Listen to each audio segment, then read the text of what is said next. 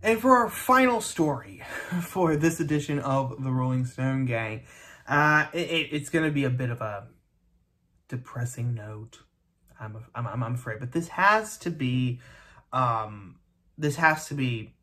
addressed. So, yesterday, again, I'm recording this on Friday, May the 21st. Yesterday, on Thursday, May the 20th, I came across a retweet from Senator Ted Cruz, where he said, holy crap, perhaps a woke, emasculated military is not the best idea. He was actually retweeting something that Pardees Saleh had tweeted on May 19th. And her tweet simply said, Russian Army ad versus U.S. Army ad 2021. And it is actually a mashup of two different ads. One is a military ad for the Russian military, right? Shows a bunch of guys getting down, doing push-ups, shaving their head, jumping out of airplanes. And the other one is this faux Disney animated style where a soldier named Emma is inspired to join the U.S. military because, she wants to fight, for a country that protects gay rights because, she was actually raised by two women in that hellhole known as San Francisco, which really bugs me because, as I've said before, San Francisco really should be the pearl of the Pacific Coast. It should be the pearl of the American Pacific Coast. But I cannot do these ads justice. So, here is the mashup of the two ads that Pardees Saleh put on Twitter on May 19th. Here it is. Твоей новой жизни. Что ты знаешь о себе? На что ты способен? Вопросы могут остаться без ответов, но разве ты сможешь знать себя, познать границы своих возможностей? К черту границы, а без боя нет победы. Но на самом деле, главный враг — это задача выследить врага, догнать его, превзойти, стать лучше, чем он. It begins in California, with a little girl raised by two moms. I also marched for equality. I like to think I've been defending freedom from an early age. To marry my other mom. With such powerful role models, I finished high school at the top of my class, and after meeting with an Army recruiter, I found it. A way to prove my inner strength. I'm U.S. Army Corporal Emma Malone Lord, and I answered my call. Now, per the New York Post, the Army ad is part of a series dubbed The Calling, which tells the emotional true stories of soldiers in order to shatter military stereotypes. Major General Alex Fink, head of Army Enterprise Marketing, told Newsweek earlier this month.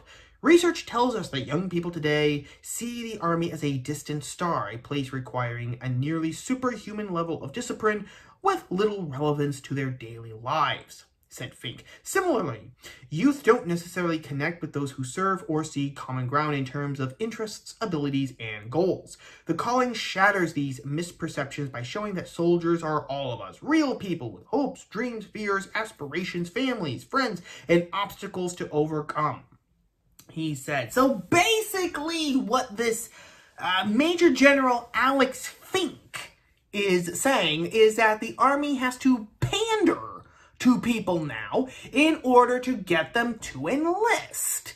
Basically, you have to show, the Army is just, everyone like you is coming here. We're all part of real people because he says youth don't necessarily connect with those who serve or see common ground in terms of interests, abilities, and goals. So now the Army has to become, it can't be about patriotism. It can't be about love of country. It can't be about protecting the motherland. It can't be about anything like that because that implies unity. And not the sort of unity that the left is after, ideological conformity. No, it implies a unity in the idea, a metaphysical unity almost, in the fact that we are all part of the same people. We are all Americans. We share a common, we share a bond. We are linked together through our history, through our culture, our manner, our norms, our traditions, our language. All of these things bind us together. So yeah, you know, I could be a kid from Missouri and the guy next to me, you know, could be a black guy from Mississippi. And, you know, the guy on my left could be a black guy from Mississippi. The guy on my right, you know, could be some guy who was born in Texas but, you know, was raised in Oregon or whatever. But at the end of the day, it doesn't matter because we are Americans and we share that bond. When you don't have that, you don't have a country anymore. Because if you don't have a common ground in terms of interests, abilities, and goals, then what the hell are you fighting for? The army, the military of any country exists for one purpose and for one purpose only: to defend the motherland, which often requires killing people who want to harm the motherland. That's what it requires. And in order to kill someone who wants to harm your home, your homeland, that requires a basic unity of interests and purpose and common cause. If you don't have that, you don't have a military. We are seeing the rotting of the American military right in front of our eyes. We are seeing that, gang. That is what this shows. And then it also shows something else by highlighting something this politically charged, and of course, raised by, and you actually see, as you saw, you know, pride parades and, you know, a quote-unquote same-sex wedding and all this. What they are doing is that they are actually closing the military. If you don't agree with this, again, right? If you are, you know, an Orthodox Christian of whatever denomination and you don't agree, you know, with this modern idea of marriage, if you think marriage is, you know, between, you know, a man and a woman, to paraphrase the old line again, you know, God made Adam and Eve, not Adam and Leroy for a reason, then the army is not for you. The military is not for you, because this is now what the military is about. It is about justifying people's subjective experiences, subjective beliefs, and their ideological loyalties. Ideology now is actually trumping love of country. This is exactly what we are seeing. The military is making it very clear that certain people are not welcome in the military now, and that the military is now simply another way for people to validate their secondary reality. To paraphrase, to use the term coined by Eric Voegelin, whom we will talk more about in the future. That's what's happening. Now, this in and of itself is terrifying for two reasons. In the first place, because no military can be successful when it is unrooted from reality. We're talking about biological reality. We're talking about the reality, even more basic than that in a sense, the realities of the world and of power. Russia and China, they are old school states in that they understand that the military is there, in the words of the late great Rush Limbaugh, to kill people and break things. That is the basic purpose of a military. I know what the American military does, you know, a lot of positive, well, I don't even want to put it like that, but they do a lot of rescue missions. You know, they go into, you know, hurricane areas, and they set up tents, and they set up, you know, hospitals, and they set up food lines and all these things. I understand all that, yes, but that is not the primary purpose for a military. The primary purpose for a military is, again, to wage war. To wage war in defense or the expansion of the homeland, which more often than not requires killing people and breaking things. But you can only do that when you are rooted in reality, because then you understand that what power is, the nature of power, the need and necessity, the need and the necessity and the nature of strength. And also, like we said before, the whole reason of why you're fighting in the first place. That's reality. When you sever yourself from that, you don't have that. Which means that the American military could not, in a one-to-one fight, the American military would lose to Russia, to China. It would even probably lose to the Israelis, definitely. It would probably even lose now to the French. That's how bad it's gotten. The American military, one-on-one, would lose to the French. Especially if you're going up against French legionnaires. Men who are still part of the French Foreign Legion. Oh my gosh, those are some tough SOBs there, pardon my French. So that's the first thing. The second thing, and you might say, oh, well, Nate, that doesn't matter. That doesn't matter because we've got all this wonderful tech now, you know, and everything is going high tech. We don't need people out in the field. You know, we could just have someone push a button and, you know, all of our enemies will be scattered like dust, you know, like it'll be like the ending scene or the climax, I should say, of Raiders of the Lost Ark, when Belloc opens up the Ark and the power of God comes out and slaughters all those Nazis. That's what it's going to be like. You know, that's the technical prowess of the American military today.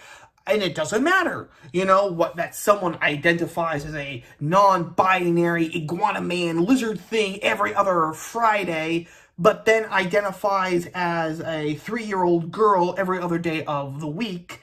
You know, it doesn't matter. All they have to do is push a button. That's not the point, gang. Because in the first place, technology, the more complex it is, and technology is getting more and more and more complex, the easier it can be taken out through things like EMP, or, again, through sabotage. Because guess what? We still get a lot of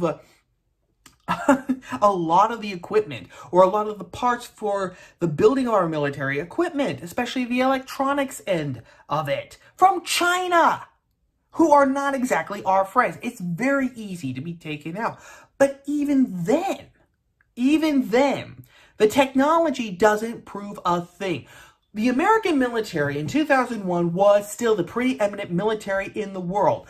When Joe Biden pulls us out of Afghanistan with our tails between our legs on September 11th of this year, we will have been in Afghanistan for 20 years. And guess what? The Taliban is still there. In fact, we've negotiated with the Taliban. They're still going to be in power. We were there for 20 years, and the most powerful military in the world wasn't able to get rid of a third-rate, you know, of a third-rate power in a third-world country. No, we couldn't. Because the Taliban actually has something that we don't. They have faith in their own cause. They have commitment to their own cause. They know what they're fighting for. They have something that they're willing to die for, something that they're willing to live for. The American military, just taken as a whole, okay? I'm not saying that everyone is like this in the military. Not saying that at all. But as a whole, as an organization, the American military no longer has that. So that's the first problem. The first reason why this is terrifying. Second reason why this is terrifying is because if the American military can no longer stand toe-to-toe with our external enemies, who is it going to be standing toe-to-toe against in order to justify its own existence? You and me. That's who that's going to be standing up against. This brings us full circle back to our first video about the January 6th Commission, where the entire point of this so-called commission to investigate the quote-unquote insurrection on January 6th is to officially validate the narrative that white Christian nationalism is a terrorist threat, and it is the #1 threat that the United States faces today. And if that's the case, then that means that the entire power of this new wokeified military is going to be turned on us. And it's going to be turned on us not just because they say, oh, it's a danger to the homeland. No, it's a danger to your ability to actually create your own reality, and which is now what the military is all about. It's about justifying your secondary reality. That's what it is. The military's focus isn't on the world anymore. It's on us. You and me, the people who actually say, I'm not going along with this. And that's why it's terrifying. And I wish I could give a pat solution to this gang, but I don't have one right now. It is just, I would say, though, that, you know, start running, start doing push-ups, and, you know, start training for anything that might happen. Train like anything bad is possible and probably will happen. And that sounds very bleak, but at the same time, then you will be prepared for at least some of what happens. I mean, no one can be prepared for any and every eventuality, unless you're Batman. But again, I'm not Batman. So if you're Batman, then please let me know in the comments, because I want your autograph, and because I want to ask you, well, you know, could you train me as your sidekick? Because I think that would be just the coolest thing in the world. And I mean that seriously. But anyway, gang, I've talked too long, as usual, and kind of got off on a goofy tangent there. But I had to do something to liven the mood, because this has kind of been a rather depressing edition of the Rolling Stone. I admit it. That's why we started doing the silver linings on our regular On the Stone videos, because I realized, you know what? For as long as I keep doing these videos, as long as I keep updating and uploading on the channel, I've got to do something so we're not just hammered with negativity every single time, because there's a lot of bad in the world. So you gotta find the silver nuggets where you can. And on that note, speaking of a silver nugget, gang, have a great weekend. Have a great weekend. If it's sunny outside, go out, get your vitamin D for the week, so then you don't have to take the COVID vaccine shot, and read, think, speak, and write, and never stop. Never stop. Even in a prison cell, we can still be free. We can still be free in a prison cell if we do that. All right, gang. Take care, and I will chat at you soon. Ciao.